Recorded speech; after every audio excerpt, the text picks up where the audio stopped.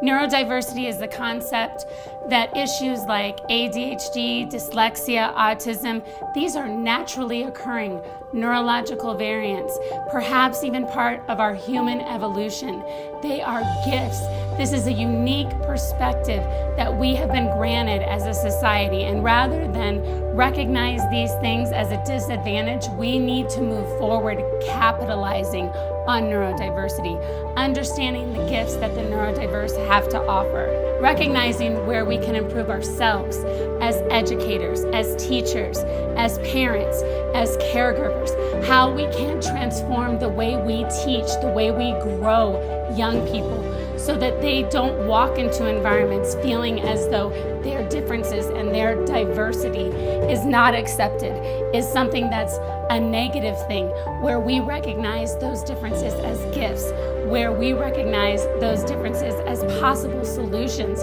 for the problems that we have in our society, where we identify the fact that these individuals, that the neurodiverse, will likely solve the problems of our future. It's time that we empower them, that we no longer disable the diverse, that we empower the diverse to thrive in every arena of their life so we can learn from one another and advance our society in a positive way.